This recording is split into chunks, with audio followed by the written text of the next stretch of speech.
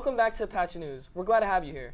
We have a great show ahead of us. Unfortunately, though, Mark couldn't come up with a theme for the show. Okay, well, you should have made it because I was jam-packed busy throughout this whole week. Okay, it's whatever. Let's just figure it out along the way. All right, I'm Mark. And I'm Shrihersh. And welcome to Sheu 23. Last week, the Arcadia Speech and Debate team made state championships. Special congratulations to Evelyn, Michelle, Max, Iwan, Stephanie, Serena, Sophia, Derek, Sherlyn, Emmanuel, Jali, Zachary, Ashley, and Samika. Let's wish them luck in Freza as they compete for state. Throughout this week, EDI has been hosting activities during lunch to celebrate the diversity of cultures around our school. Let's go to Amel for an inside look at this event. Diversity Week is a week-long celebration of cultures held at Arcadia High School. This week gave the students opportunities to share their culture and learn about other cultures through activities and fairs on campus. Diversity Week plays a crucial role in promoting inclusivity, fostering a sense of belonging, and preparing students to thrive in a diverse and interconnected world. I think it's just the simple fact that we all live on this really big planet together. It's just everyone gets to know each other in a better way and kind of what makes a person their own person, and a lot of cultures affect the people that live in that culture, so I think it just kind of brings everyone together. We have so many people from different backgrounds, cultures, and identities, and I really wanted to create a time where we could appreciate that. Arcadia High School is creating a safe and welcome space for people of all backgrounds to feel comfortable. My favorite thing about Diversity Week has definitely got to be the physical manifestations of the different culture and identities of Arcadia High School. So on Monday we had our flag painting event, and we got to string up all of the flags that people painted on the walls, and it's really, really nice to see that. Along with flag painting, on Tuesday, French Club put on a cheese tasting event. There were also origami lessons where people were taught how to make the Eiffel Tower and rats. As the last event of Diversity Week, a culture and identity fair will be held today at lunch in the S Building courtyard. Be sure to stop by and check out all the beautiful cultures at our school. This has been Amel, now back to the anchors. Did you know that 88% of Arcadia High School students are Asian? If you're keen on learning about Asian American and Pacific Islander history, ask your counselor about joining the semester-long AAPI class. Mark, I'm your father. What do you mean? You look goofy. Hey, don't talk to me like that. I'm Darth Vader. My fault. This theme definitely doesn't work. With the recent heavy rainfall in Southern California, the weather has finally brought an end to California's long snow drought. Let's turn to Frosty to dive into a snow drought, what a snow drought is and where it originates. Recently, Southern California has been hit with tons of rain. With that, several flash flood warnings. Fortunately, though, the California snow drought has finally concluded. Let me tell you about it. A snow drought in Southern California has persisted over the past year. However, recent heavy rainfall has transformed this pattern, bringing over 130 inches of snow to mountain ridges. This not only relieves the region, but also helps fill reservoirs, addressing water scarcity concerns.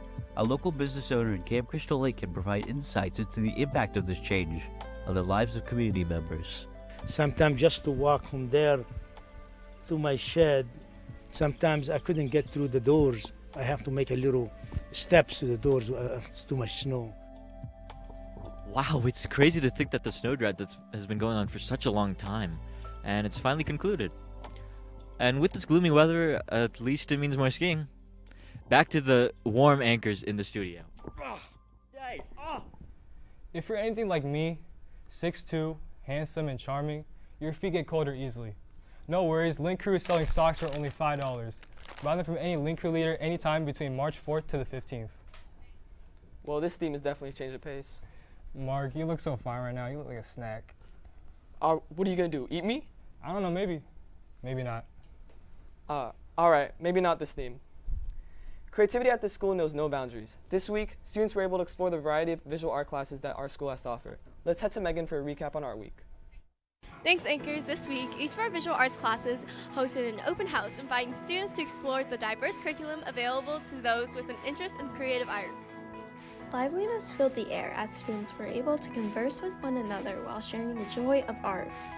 From painting, sculpting, printing, and more, each class created a positive environment for students to not only indulge in the diverse styles of art our school has to offer, but build a community within these classes. We hope that students will get a chance to come see the different classrooms. Not every classroom is represented because there's just 5 days in the week, but we're hoping that students can come in and meet the teachers, maybe get some questions answered about the different courses, maybe become less, maybe not afraid, but less intimidated by it, but also they get a chance to come in and try something. We find that a lot of students get really intimidated by the word art. They feel like they have to be a really good drawer to be an artist. And drawing is an important part of it, but it's not all that art is. Everyone can be an artist. There's so many different ways to do it. Thank you to all the art teachers who opened their classrooms to provide insight on visual arts classes our school has to offer. This has been Megan, and now back to the anchors in the studio.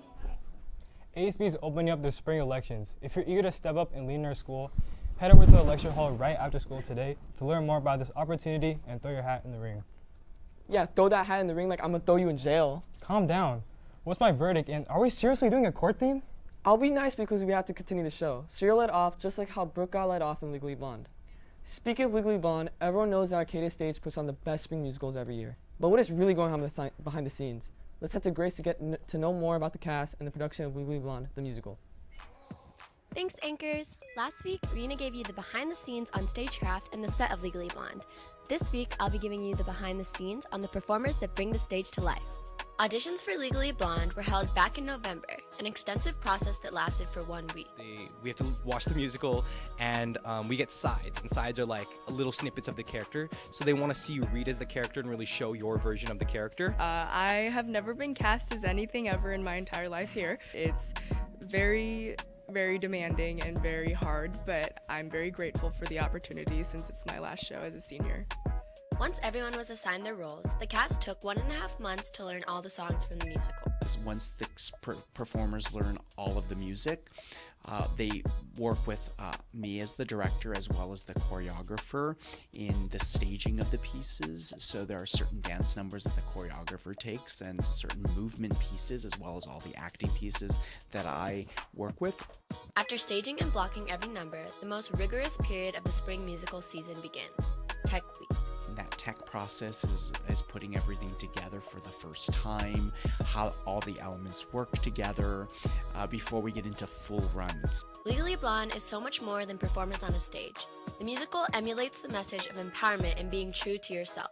I think there's a lot of special things about this musical. It is super relatable to everybody, and I think especially to women, it'll definitely touch a lot of people's hearts. It's super fun and high energy. It's so funny, and it's for all ages, for families. I think it's just a really good feel-good musical. We should see a lot of pink. I'm going to be in a pink suit. The talent of these students is truly unmatched. I know I'll be heading to the Performing Arts Center next week to enjoy this production. This has been Grace. Now back to the anchors in the studio.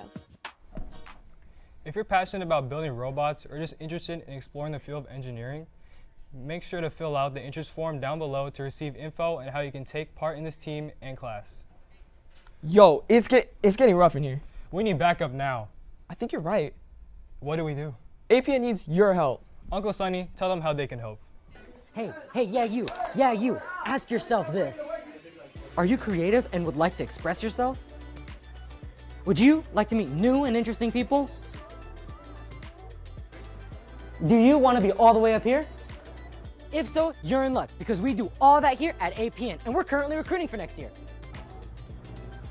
So make sure to come today to our informational meeting here in A102 and apply using the QR code on screen. We look forward to seeing you there. Our Arcadia Color Guard is preparing for their annual trip to Dayton, Ohio for national championships. If you want to send our Color Guard to Dayton, be sure to order Pan Express online for any store nationwide on Thursday, March 14th, and check out with the code 919427. Mark, we keep trying all these little themes, but none of them are clicking. Yeah, you're right, but remember last week was about leap year, so we have to do something relevant. Yeah, I don't know what's going on this week, but hey, Katie, you usually know what's up. It's March 8th? Oh, March 8th. Ariana Grande is dropping. No, the heck. It's Women's Appreciation Day. Oh, I never knew that. Thanks for reminding us, Katie. We appreciate you. Okay. We can talk about how great, amazing, wonderful, and awesome I am later, but let's get an update on how great, amazing, wonderful, and awesome our sports teams are. First, we have boys volleyball playing intense matches, and we have swim splashing through the season. Let's head to Vanch for an update on how they did. Thanks, Katie. Arcadia hosted a swim meet this Wednesday against the Borough. Let's take a look at how Arcadia swim team tried to swim to a victory. The pool echoed with cheers as swimmers raced against the clock. With no DQs or missed events, Arcadia swam away with a 4-of-A victory across all the events. Final score was tail to tail. Arcadia Apaches secured the victory with JV girls going 107-44, JV boys with 121-25, varsity girls with 117-51, and finally varsity boys with 128-36. The Apaches did a great job against the Burros. We wish them the best at the next swim meet right back here against Burbank. That's been it for the swimmers this week. Dive on, Apache. Great job to our swim team, and thank you, Vanch. While we are here, let's serve it to Aaron for a recap of our boys volleyball. Although the season is young, our boys volleyball team has been on an impressive run, winning their first 3 games in dominant fashion. They try to continue this streak with one against Pasadena this Thursday. After a late start to the season, boys volleyball faced their first league game of the year. To start off the first, the Apaches were on fire, going on an 8-2 run and coasting through the set. The second wasn't much different, but after a late run by the Bulldogs, Arcadia's defense was able to step up. The Apaches ended the night with a sweep, finishing the match with a set score of 3-0, getting their first league win of the year. What a performance we saw from the team here tonight. Let's wish them the best of luck as they continue their season going into league play. This has been Aaron covering boys volleyball. Now back to Katie in the studio. Amazing job to our boys volleyball. Now we have here live in studio 3 of our very own boys volleyball players, Adrian Pun, Tyler Nguyen, and Omar Kapi. So Adrian, who do you think is your strongest competition in the Pacific League and why? We think we probably have the best team in the league, but looking at different perspective, the people who are going to give us the best run are probably going to be CV and Burroughs, but we feel like we're confident we can make a great run.